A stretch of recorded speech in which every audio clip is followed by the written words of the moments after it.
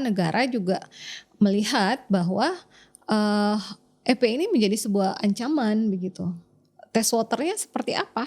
Dari 212 FPI sudah bisa mengumpulkan massa yang cukup banyak.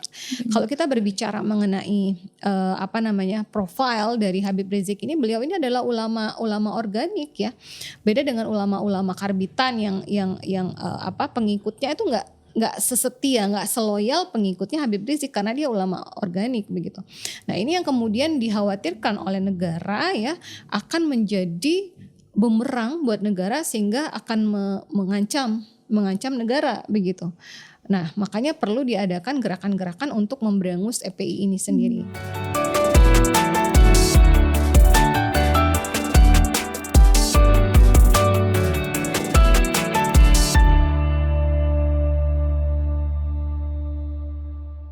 Assalamualaikum warahmatullahi wabarakatuh. Halo Sobat Ngalir, jumpa lagi dengan saya Laili Mufliha di Ngalir Talk Show, ngobrol ala IR yang dipersembahkan oleh Laboratorium Program Studi Hubungan Internasional Universitas Islam Indonesia.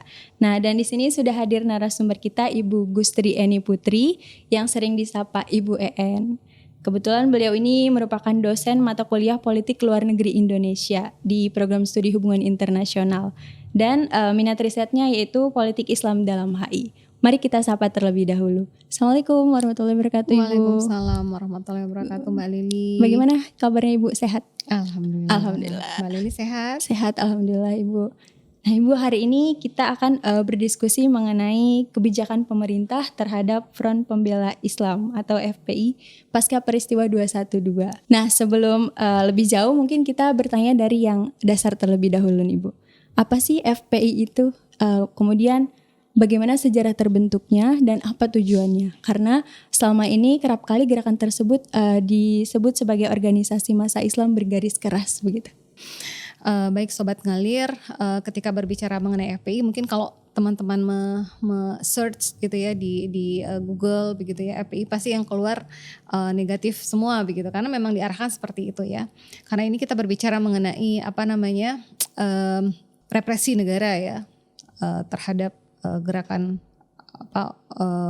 gerakan masyarakat begitu ya. Nah, FPI sendiri memang lahir di tahun 98 ya, beberapa bulan setelah lengsernya Soeharto ya, yang pada saat itu memang kebebasan berbicara dibatasi Mbak Leli ya. Jadi memang Indonesia mengalami masa transisi ya. Jadi ketika selesai diperintah oleh presiden yang otoriter yang kebebasan dibatasi, kemudian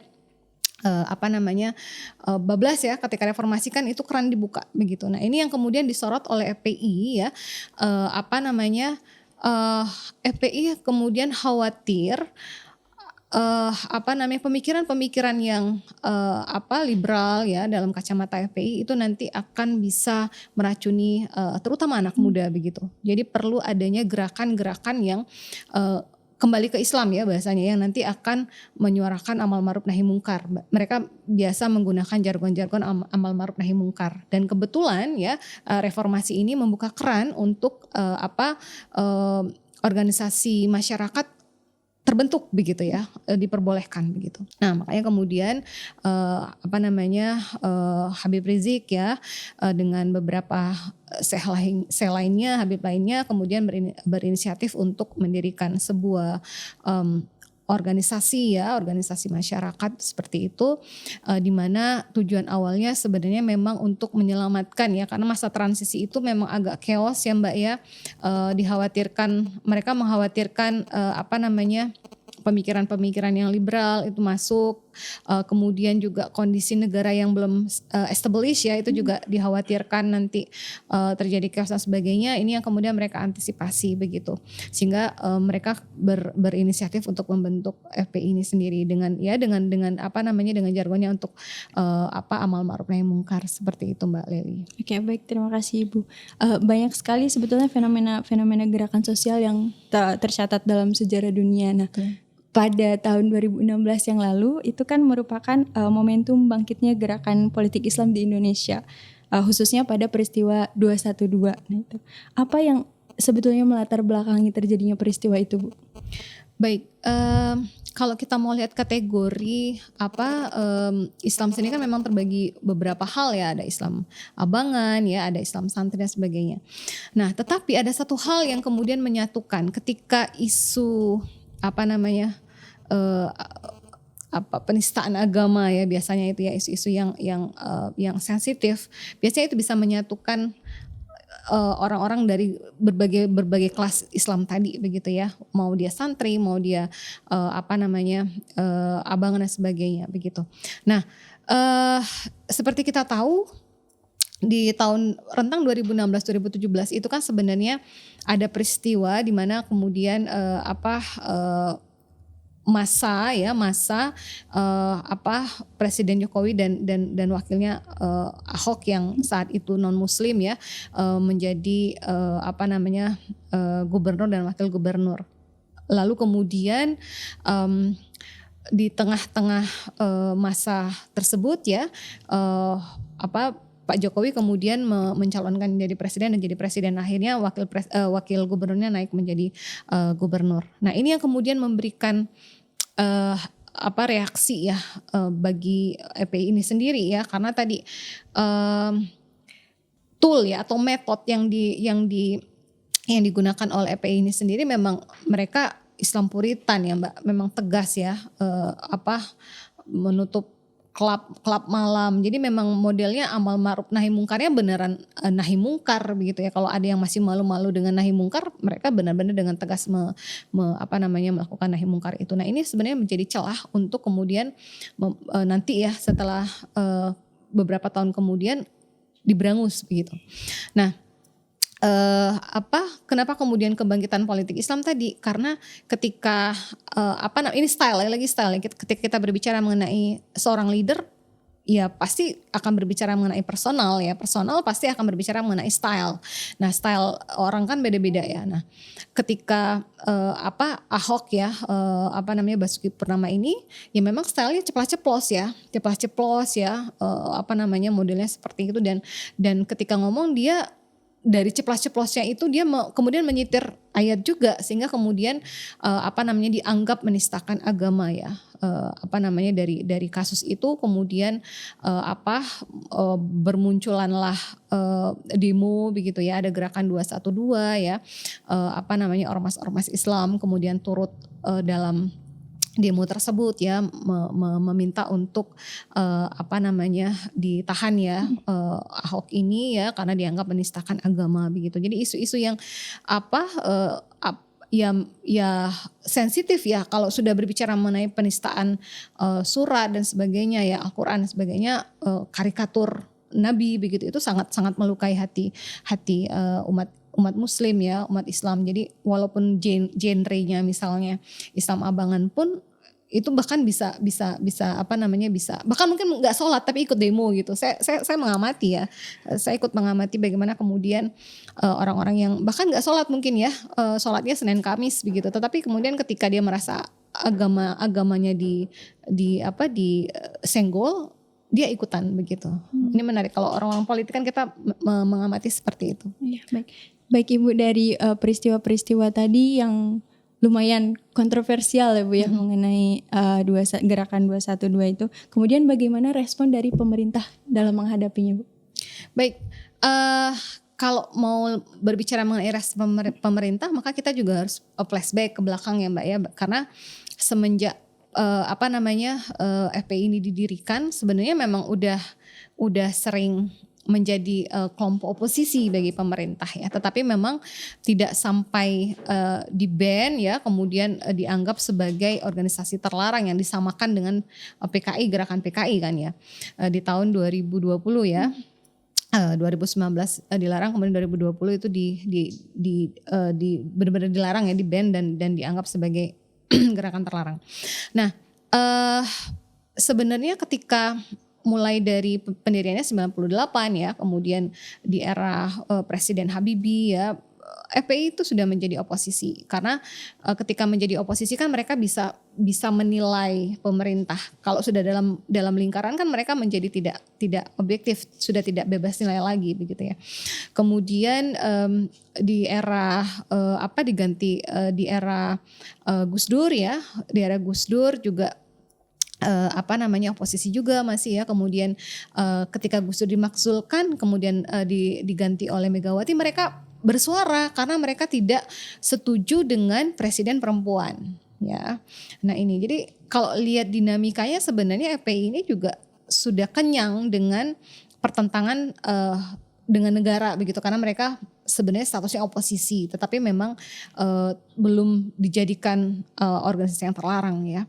Kemudian bahkan di era SBY sempat ditahan juga ya karena ada masalah, dan SBY kemudian menganggap bahwa ini sudah tindakan yang perlu diamankan begitu ya. Kemudian Habib Riziknya ditangkap begitu ya, seperti itu.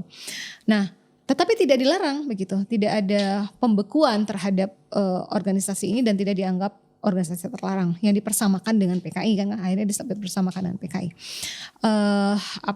Tindakan ini yang kemudian berbeda ya dengan kasus mulai tahun 2012 sampai 2017 rentang itu ya, ketika mulai kebangkitan 212 ya, bagaimana kemudian kalau kita lihat kan bermula dari naiknya Ahok ya, dan bagaimanapun kan ada kedekatan ya, dan Habib Rizik sudah mulai tidak menyukai pemerintahan Jokowi begitu ya, karena dianggap mendukung non-Muslim, dan mereka strict ya mengatakan bahwa pemimpin nggak boleh dari non-Muslim, pemimpin dari perempuan aja nggak boleh, apalagi yang non-Muslim begitu. Nah ini yang kemudian cukup menimbulkan clash ya, dan ini menakutkan ya Mbak. Jadi kalau negara juga melihat bahwa FPI ini menjadi sebuah ancaman begitu. Test waternya seperti apa?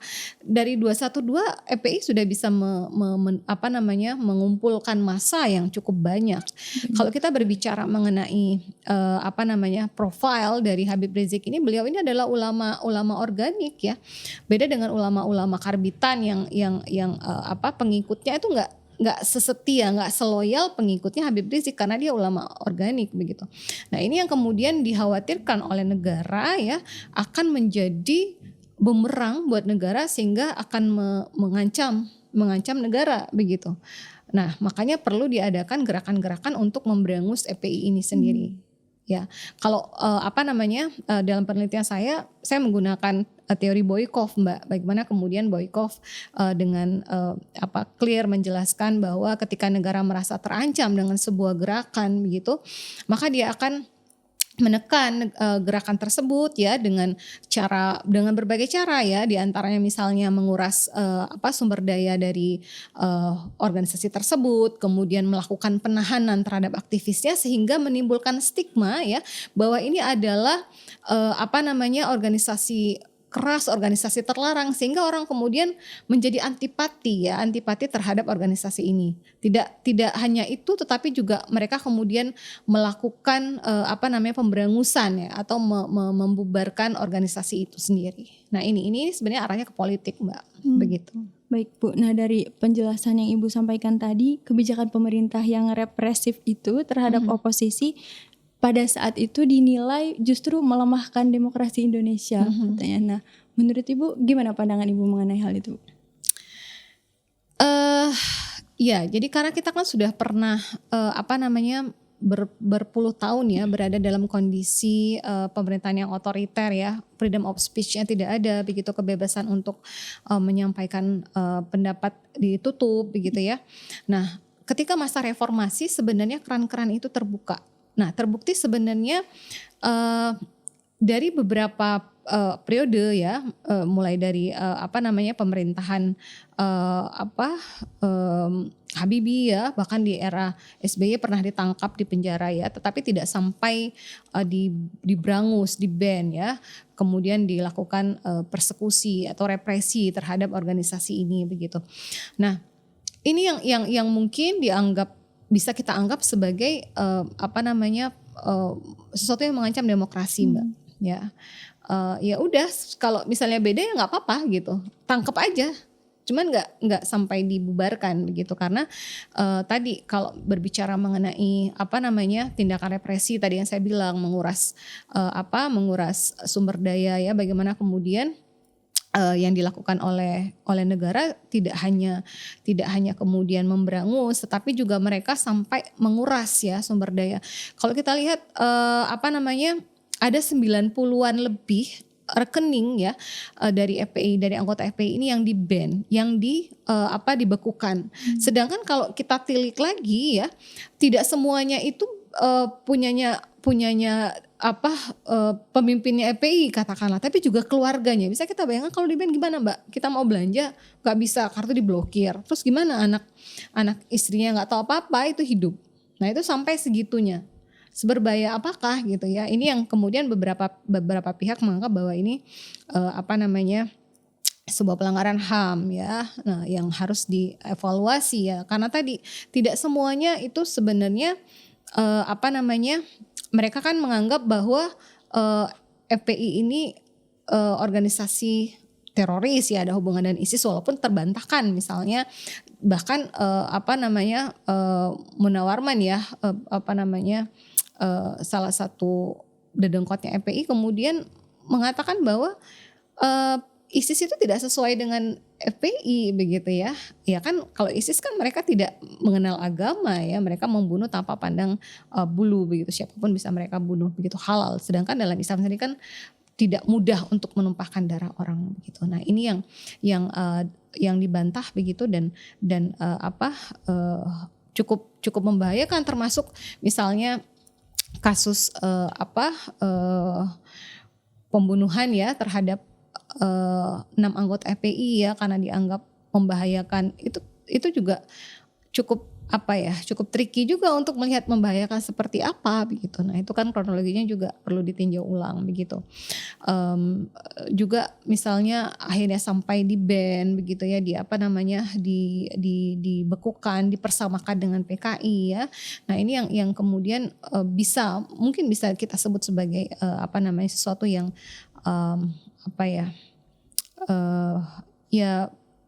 mengganggu demokrasi juga begitu.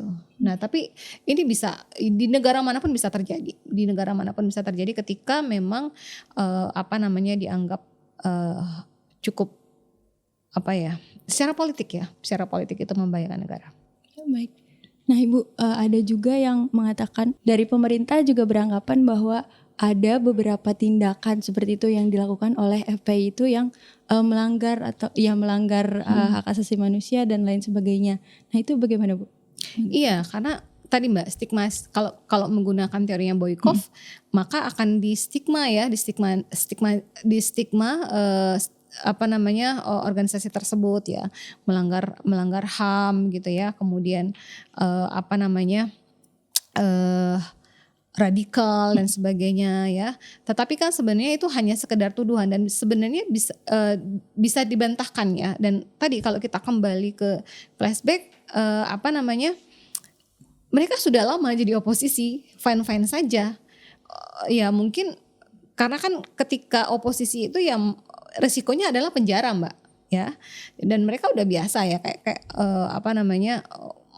masuk penjara keluar lagi gitu, tapi kan tidak sampai kemudian di-ban, dianggap organisasi terlarang seperti itu. Ya udah berikutnya memberikan masukan lagi begitu. Nah kan masalahnya like or dislike begitu ya. Kalau nggak suka ya udah dipenjarain aja, habis itu keluarin lagi gitu ya. Jangan sampai sampai dibekukan, ditutup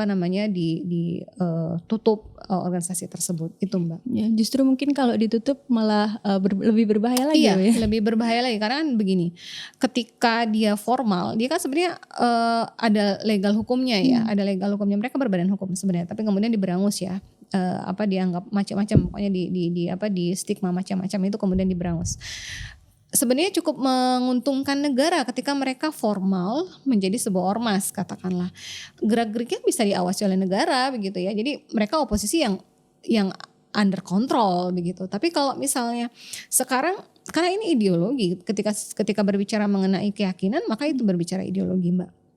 Apalagi mereka yakin dengan nilai Islam yang mereka bawa, amal ma'ruf nahi munkar tersebut. Ketika dibubarkan bukan berarti mereka hilang. Justru mereka tetap ada dengan nama-nama dan jenis yang lain dan itu tidak terpantau. Itu malah lebih sebenarnya lebih tricky buat negara begitu kalau misalnya negara menganggap itu ancaman. Itu malah lebih susah untuk diawasi, Mbak. Susah untuk dikontrol ya. Betul. Nah, baik Sobat Ngalir, gerakan sosial ini memang selalu menarik untuk dibahas. Nah, namun sayang sekali waktu kita terbatas. Mungkin kita langsung berikan waktu kepada Bu En untuk memberikan closing statement. Baik Mbak Lili, terima kasih.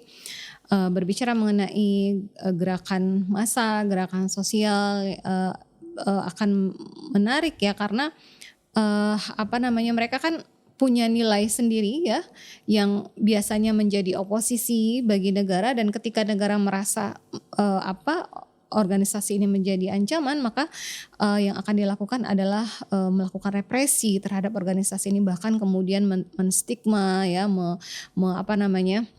menguras sumber daya dari anggotanya, menahan aktivisnya, kemudian menstigma sehingga seolah-olah ini adalah organisasi yang sangat-sangat buruk dan sangat tidak boleh diikuti begitu ya. Sehingga kemudian terakhir yang mereka lakukan adalah membubarkan dan menganggap ini sebuah organisasi terlarang ya yang menutup keran-keran kebebasan berbicara ya. Dan ini sebenarnya tadi sudah kita bicarakan di akhir ya, sebenarnya cukup merugikan negara juga karena ketika mereka dibubarkan di-ban bukan berarti mereka hilang ya, tetapi mereka kemudian membentuk organisasi-organisasi underbow ya, bawah tanah yang itu malah menjadi susah untuk diawasi ya, dikontrol seperti itu. Begitu. Baik, Mbak Lili. Terima kasih banyak Bu En sudah berkenan berbagi insight kepada Sobat Ngalir semua. Terima kasih juga Sobat Ngalir yang sudah setia menyaksikan Ngalir dari awal sampai akhir. Dan jangan lupa juga saksikan terus episode-episode selanjutnya. Bagi yang belum nonton video-video sebelumnya bisa cek di YouTube Department of International Relations UI. Dan jangan lupa juga like, share, dan subscribe channel YouTube-nya. Terima kasih Sobat Ngalir. Assalamualaikum warahmatullahi wabarakatuh.